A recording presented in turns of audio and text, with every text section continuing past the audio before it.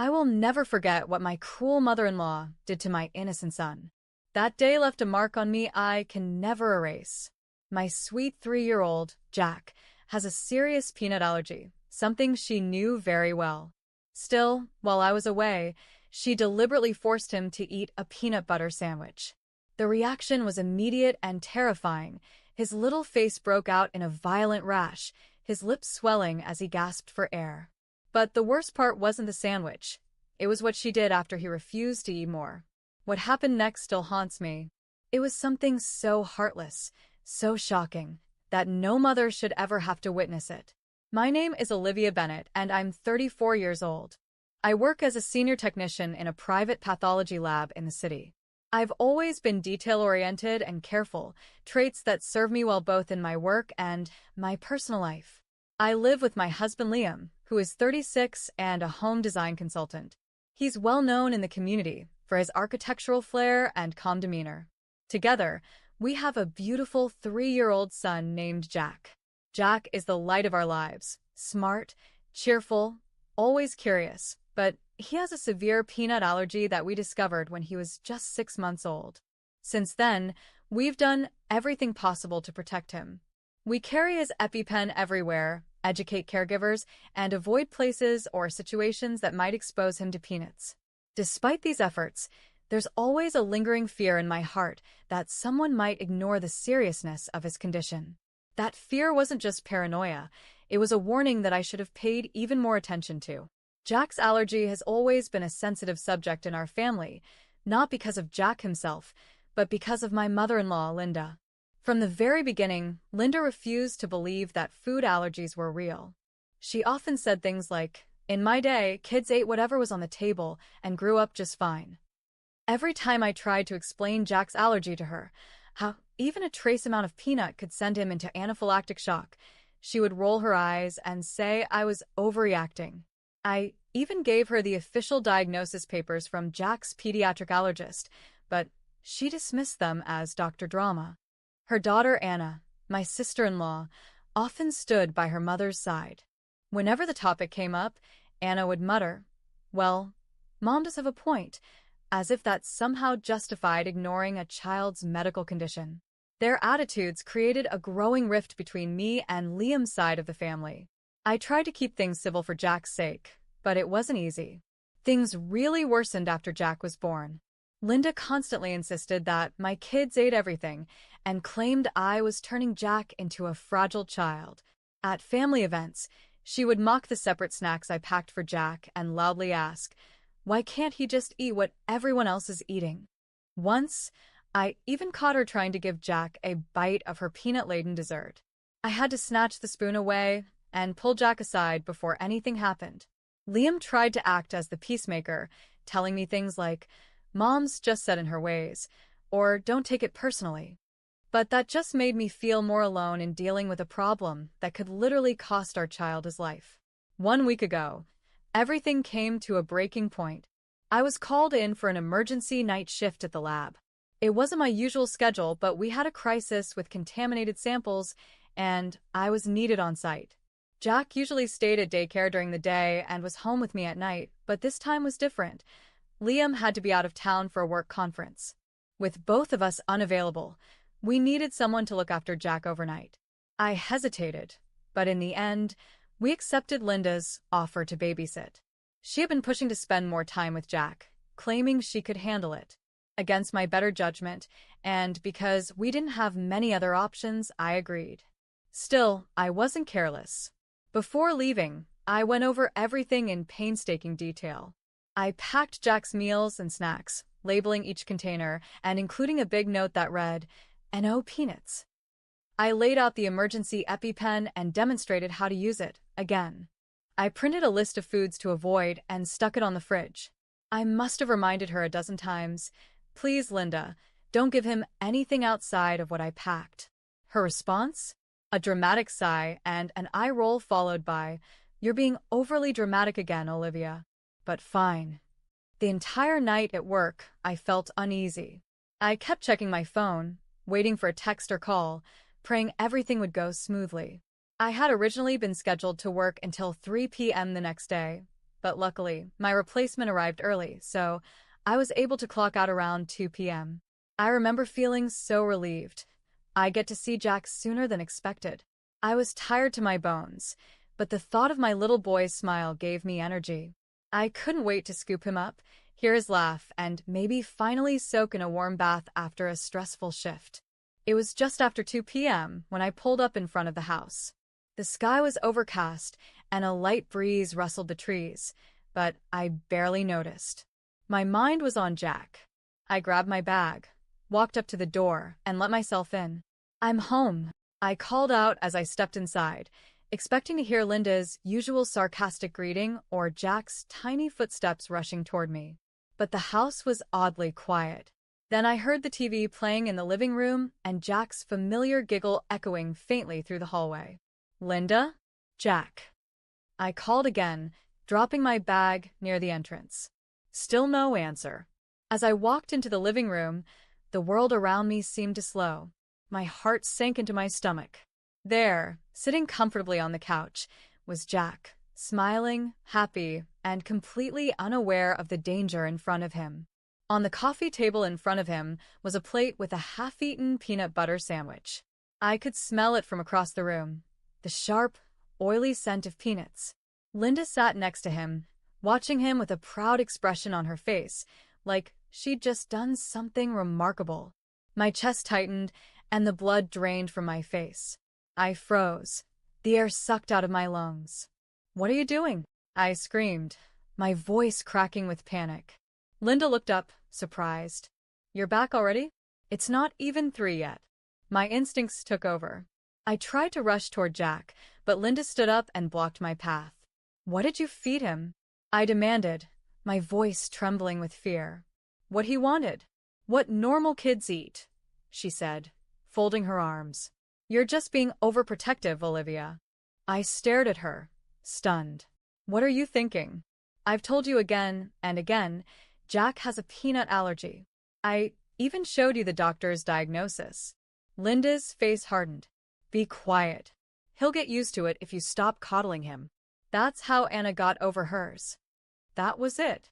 Something inside me snapped. I shoved Linda aside, not roughly but firmly, and rushed to Jack's side. His cheeks were flushed, and a red rash was forming around his eyes. He was scratching at his neck, and in the softest, weakest voice, he said, "Mommy, my throat feels funny." I dropped to my knees in front of Jack, trying to stay calm even as my hands shook. His breathing was getting heavier, his lips starting to puff up. I gently touched his forehead and cheeks. His skin was warm and blotchy, and the swelling was visibly increasing. I had seen this before in medical case files and emergency training sessions, but this time it was my own child. This was the early stage of anaphylactic shock, and I didn't have time to waste. "It's okay, baby. Mommy's here," I whispered, brushing a lock of hair off his forehead. I sprang up and opened the drawer in the side table where I'd placed the EpiPen just in case. Thank God it was still there. I yanked off the safety cap, knelt down, and injected it into Jack's thigh through his pants. He whimpered slightly, but didn't cry. He was too focused on the tightness in his chest, the itching in his throat, and the confusion clouding his eyes. "What are you doing?" Linda gasped behind me. "That's not necessary. It's just a little rash. Call an ambulance." I snapped, my voice nearly cracking. But she didn't move. She just stood there, frowning. "You're overreacting again. Jack's fine. Anna had the same rash when she was little." "I told you." I didn't wait to hear the rest. Jack was gasping now, his little hands clutching at his throat as if trying to open it. His lips were pale and swollen, and his eyes were darting around in panic. "Jack," I cried. I pulled out my phone and dialed 911 with my free hand, holding him close with the other. "My 3-year-old is having an anaphylactic reaction. I've given him an EpiPen, but he's still worsening. Please send an ambulance now." I looked up. Linda was still standing there, pale and speechless, finally realizing what she had done. Her mouth opened slightly. I didn't think." "You didn't think?" I spat, holding Jack tighter. "You fed him poison." I couldn't wait for the ambulance. I scooped Jack into my arms, bolted toward the front door, and rushed to the car. Linda tried to follow. "I'll come too," she said in a trembling voice. I turned around, my eyes ice cold. "You've done enough. Stay here. Call Liam and tell him the truth." I strapped Jack into his car seat, tears clouding my vision, and slammed the door shut. As I sped off toward the hospital, I saw Linda's figure shrinking in the rearview mirror, her hands trembling at her sides, the first hints of real fear on her face. I drove faster than I ever had in my life. The hospital wasn't far, just 10 minutes away, but every red light, every slow car ahead of me felt like a personal threat. Jack whimpered in the back seat, clutching his stuffed bunny, his breathing labored. I kept talking to him to keep him awake. "Stay with me, baby. We're almost there. Mommy's here." As soon as I pulled into the emergency entrance of the hospital, I jumped out and yanked open the back door. A nurse who recognized me rushed out with a gurney as I screamed. "Severe anaphylaxis." I already used the EpiPen. Within seconds, Jack was on the stretcher, wheeled into the ER while another nurse helped me fill out emergency paperwork. I could barely hold the pen. The charge nurse had already paged Dr. Kim, one of the pediatric specialists and someone I had worked with many times. When she arrived, her expression changed the moment she saw Jack. He was given additional injections, epinephrine, steroids, and antihistamines, while nurses fitted him with an oxygen mask. I stood by the treatment room's window, watching helplessly, tears silently streaming down my cheeks. My hands still trembled from adrenaline and rage. I stepped into the hallway and shakily called Liam. He picked up on the second ring. "Hey, what's going on?" "I just landed. Everything okay?" "No," I said, trying to steady my voice. "You need to get to the hospital. Jack, he had an allergic reaction. A serious one." I gave him the EpiPen and drove straight here. "Oh my God," he gasped. "What happened?" How? "Your mother gave him a peanut butter sandwich," I said quietly. There was silence on the line for a few seconds. Then, firmly, "I'm on my way." After about 30 agonizing minutes, Dr. Kim came out of the treatment room. "Olivia," she said gently. "Jack's responding well. His oxygen levels are stabilizing, but we'd like to keep him overnight for observation. Just in case." I nodded, wiping my face. "Thank you." She put a reassuring hand on my shoulder and walked away. I stepped into Jack's room and sat beside his small hospital bed, taking his tiny hand into mine. He looked so small, his cheeks blotchy and eyes tired, but he was safe for now. A few minutes later, I heard hurried footsteps in the hallway and Liam's voice calling, "Kathy?"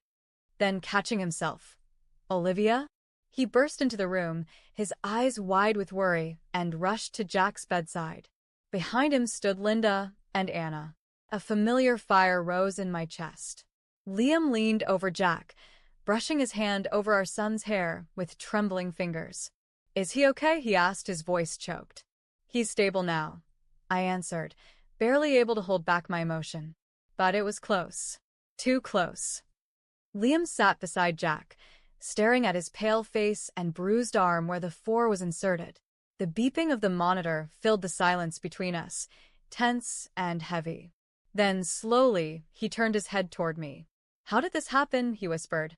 I didn't take my eyes off Jack as I answered, "Why don't you ask your mother?" He turned, and I saw him freeze as he looked back at Linda and Anna, who stood just outside the doorway.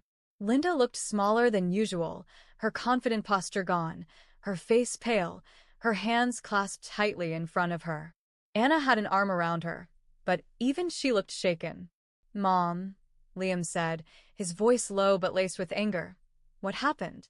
Linda stepped forward, but I stood up and blocked her from entering. "You're not coming in here," I said firmly. "You put Jack's life in danger." "I didn't mean to," she said, her voice trembling. "I just thought." "What was best?" I snapped. "You thought giving him a peanut butter sandwich was best? After everything I've told you? After all the warnings? After the doctor's diagnosis? After I showed you how to use the EpiPen?" Anna stepped in, trying to mediate. "Olivia, Mom made a mistake. She didn't mean any harm. You know that. Don't you dare try to minimize what happened, I said, glaring at her. Jack could have died. You think this is just a mistake? This is neglect. This is betrayal. Just then, Dr. Kim entered the room. Her professional calm was still intact, but I could see the tension in her eyes as she glanced around at all of us. I'm sorry to interrupt, she said, but this is the ICU. I need you all to keep your voices down. She looked at me. Olivia, is everything okay here? I explained everything briefly, my voice tight and controlled. When I finished, Dr. Kim's expression hardened. Mrs. Bennett, she said, addressing Linda formally. Do you understand that your grandson's life was in serious danger today? If he had arrived just a few minutes later, the outcome might have been very different. Linda's lips trembled. I didn't think it was that serious. Dr. Kim nodded slowly. That's exactly the problem. Ignoring a known, documented medical condition, especially one with life-threatening potential, is a form of negligence. As hospital staff, we are required to report this to Child Protective Services. Liam's head snapped toward her. Report it? But it's the law, Dr. Kim said firmly. And in this case, it is completely justified. I turned back to Jack and gently kissed his forehead. We'll do whatever it takes to protect him. From anyone. Liam didn't say anything for a long moment. Then he slowly stood and faced his mother. Mom, I need you to tell me the truth. Why did you give Jack peanuts? The hallway outside Jack's ICU room was tense and quiet. Liam had led his mother and Anna just a few steps away from the door, trying to keep his voice low but firm. I stood back, still inside, watching through the glass as the conversation unfolded, my heart racing, arms crossed tightly across my chest. Linda gripped a balled-up handkerchief, her voice shaky as she began. I really believed he was being raised too delicately. In my day, kids just grew strong by eating everything on the table. I didn't think food could be that dangerous. Liam's brows furrowed. But we told you. Over and over. You saw the medical reports. I thought maybe if he kept trying it, she whispered, his body would adjust. I did the same with Anna when she was little, and she got over it. For a long moment, Anna stood frozen. Then her eyes widened, and something changed in her face. She stepped forward, her voice tight. No, Mom. That's not true. What? Linda looked confused, her voice small. I didn't have a peanut allergy, Anna said slowly. It was a mild rash once, and I was taken to the doctor. He said it was nothing serious. You just ignored the diagnosis and told everyone you cured me by feeding me more peanuts. That never happened. Linda stared at her daughter in disbelief. But I thought. You thought you were right, Anna said, her voice cracking. You always think you're right, even when it puts someone in danger. Liam looked back and forth between his mother and sister, his face pale. So, you've been using a made-up story to justify your decisions, and now Jack is the one who almost paid for it with his life. Linda burst into tears, covering her face with her hands. I didn't know. I didn't think. But you were told. I interrupted, stepping into the hallway now. You were told, and you still chose to ignore everything. Because you believed you knew better. Linda looked up, eyes red and wet with tears. I just thought you were being too careful. I didn't mean to hurt him. Liam straightened his shoulders. His expression was calm, but there was steel in his voice. Mom, what you did today is unforgivable. You endangered our son's life. We need space. Linda's voice cracked. What does that mean? For now, he said quietly, I want you to stay away from Jack. Until you fully understand how serious his allergy is, and until we're confident this will never happen again. Linda covered her mouth, sobbing silently. Anna gently guided her away down the hallway, their footsteps echoing on the tile floor. I returned to Jack's bedside and sat beside Liam. We said nothing for a long time. We didn't need to. We both knew what had just happened would change everything. The next few days were a whirlwind of emotions and difficult choices. Jack stayed in the hospital overnight for observation. By the next morning, The swelling in his face had gone down, and his breathing had stabilized. Seeing him sit up in bed, eating a cup of applesauce and watching cartoons, was like a miracle. I didn't leave his side once. Liam slept on the chair next to me, waking up every hour just to check on him. When Jack was finally discharged, we brought him home and adjusted our schedules so we could both stay with him full-time for a while. I took a leave of absence from the lab, and Liam postponed some client meetings. Neither of us wanted to leave Jack alone for even a moment. We were still shaken, and the trust we had placed in our family had been shattered. During that week, Linda called several times. I didn't answer. Liam did once or twice, but only to keep things clear. She wanted to come over and see Jack, to explain herself, to apologize. But we weren't ready. Not after what had happened. Only Anna came to visit. She brought groceries and offered to help around the house. I appreciated the gesture, even if my heart wasn't fully open. She sat quietly with me one afternoon while Jack napped, her eyes full of regret. "Mom is sorry," she said quietly. But honestly, I don't know if she really understands how serious this was. That same afternoon, we received a visit from a social worker named Jessica. She introduced herself as a case investigator from Child Protective Services, responding to the report submitted by the hospital. Jessica was kind, professional, and direct. "I know this is a lot to handle," she said gently, "but we need to ensure Jack's safety and confirm that steps are being taken to prevent this kind of incident from happening again." We sat with her at the dining table and went through everything: how we had warned Linda repeatedly, shown her medical reports, taught her how to use the EpiPen, and still she had ignored it all. Jessica took detailed notes, nodding thoughtfully. "I understand," she said.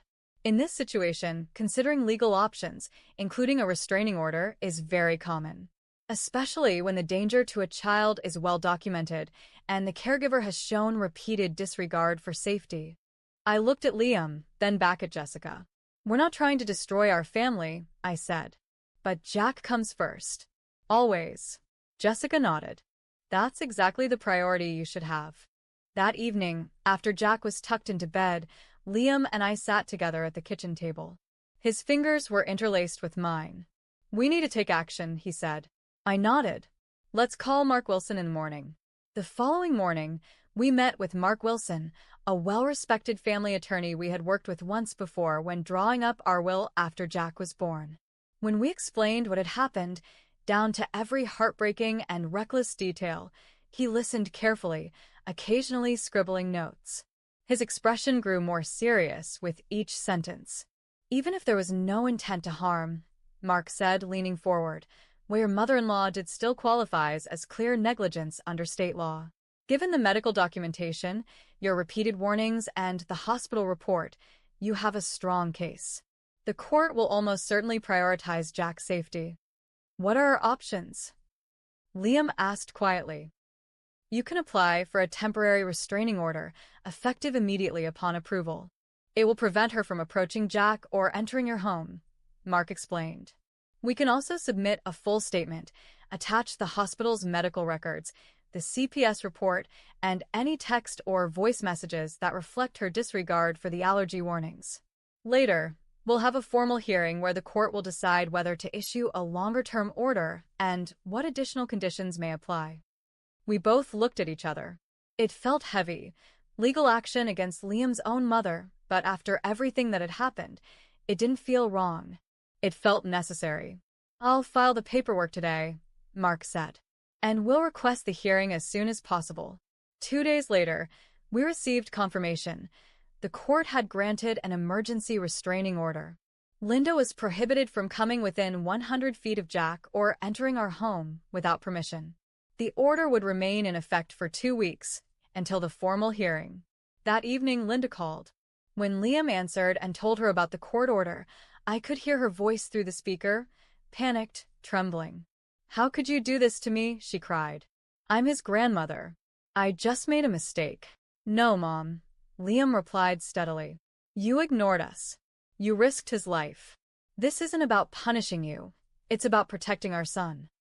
"But I didn't mean," she began. "Yes, you didn't mean to," Liam said, his tone calm but unyielding. "But you still did it. And until we're sure you truly understand that, we need space. After that call, things escalated in an unexpected way. Linda began telling her friends, especially people from her church, that we were turning her own grandson against her and treating her like a criminal. But the reaction she received wasn't the one she expected. What Linda hadn't anticipated was that our community, especially the parents, didn't take her side. In fact, the backlash was immediate. Several members of her church, especially younger families with children who had allergies or special needs, began to pull away from her. People she had known for years stopped returning her calls. One mother even told her point-blank, "You could have killed your grandson." What kind of grandmother ignores a medical condition like that? Even in places where she once held a respected voice, she found doors beginning to close. Her social circle, which had been a source of pride, became uncomfortably quiet. And while Anna remained in contact with her, even she started speaking to her mother with more caution, her tone firmer than I had ever heard. Anna visited us again a few days later. She sat across from me in the living room, nervously twisting her fingers. "I've been talking to Mom," she said. "She's devastated. But to be honest, I still don't think she fully grasps what she did." I sighed, rubbing my temples. Does she know what anaphylactic shock actually means? That his throat was closing, that if I hadn't come home early, he could have been gone by the time the ambulance got there? Anna nodded slowly. I told her, over and over. But she keeps going back to this idea that she was trying to help him get used to peanuts. Like she can't accept that she was wrong. She wasn't just wrong, I said, my voice low. She was reckless. Anna didn't argue. I know. And I'm not defending her. I just wanted you to know she's trying. I don't know if it's enough. Later that week, we received another visit from Jessica, the social worker. She reviewed how Jack was doing, asked to see where the EpiPens were stored, and documented the steps we had taken since the incident. "Given everything you've done," Jessica said, "I think you're making all the right choices. But I still recommend following through with the court process. Even if your mother-in-law eventually understands, legal boundaries will give you the structure and safety your son needs right now." We thanked her, and after she left, Liam turned to me and said, "We're doing this, right?" I nodded. Yes. For Jack. 2 weeks after the emergency restraining order was issued, the formal court hearing took place. We arrived early, hand in hand, the weight of the last few weeks pressing down on us. Jack stayed home with a trusted neighbor. Mark Wilson, our attorney, met us at the courthouse with a thick folder of documents, medical records, the CPS report, text messages, and Linda's signed acknowledgement of Jack's diagnosis, which we had asked her to sign months ago, and she had casually dismissed. Linda arrived just before the hearing, escorted by her own attorney. She looked tired, older, and clearly nervous.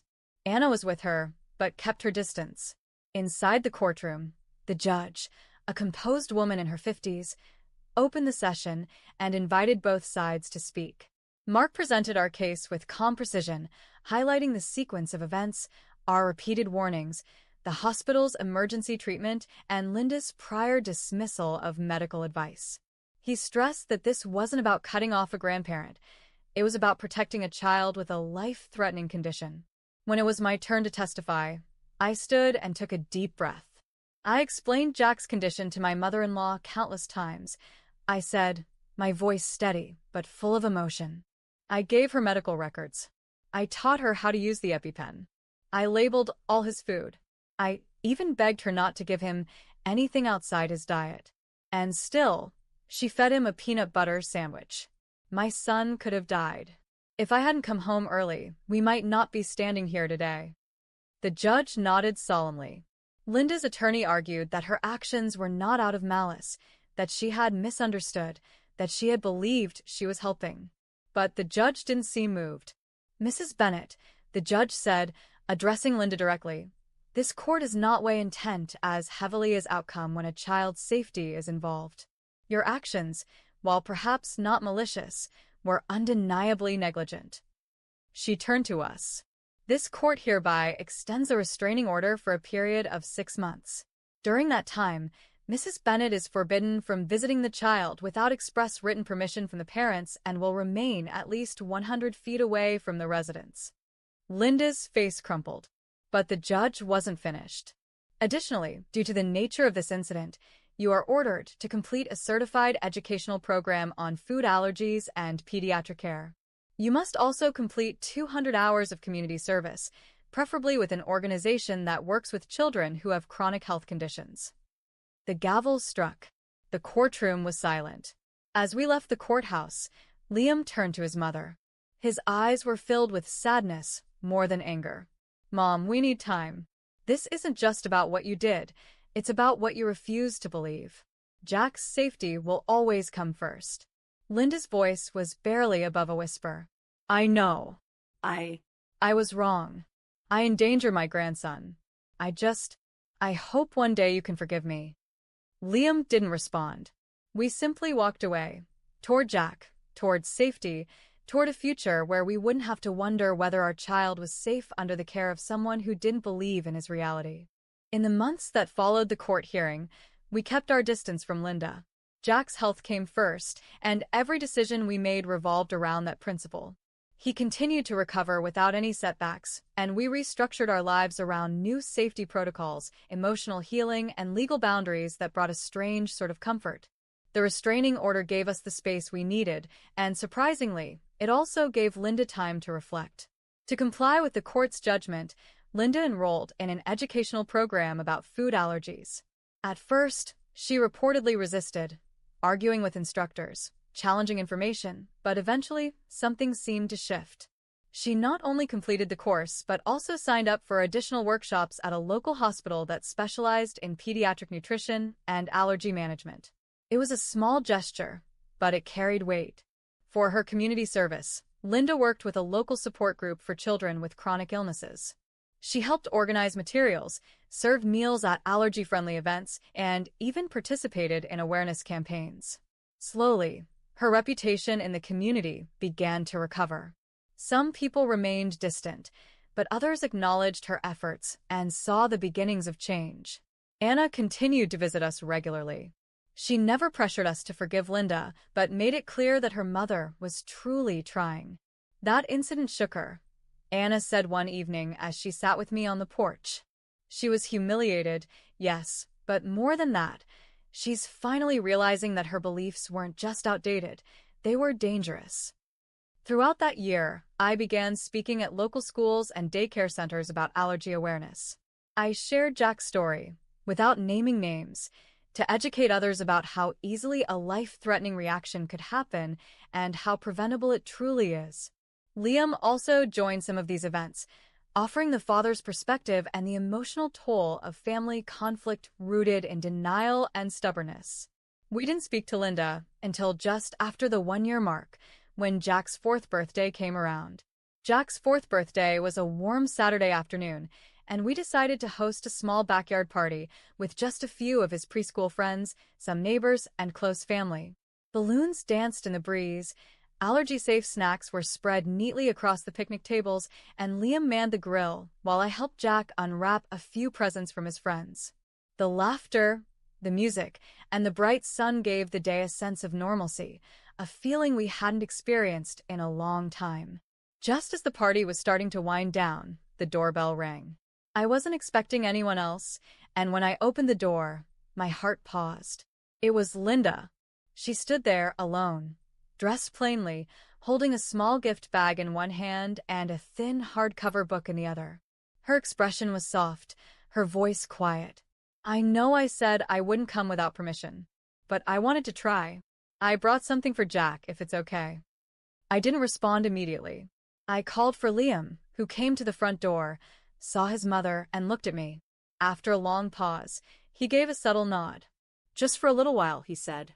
Linda walked out into the backyard, her steps careful, and stopped near the edge of the garden where Jack was playing.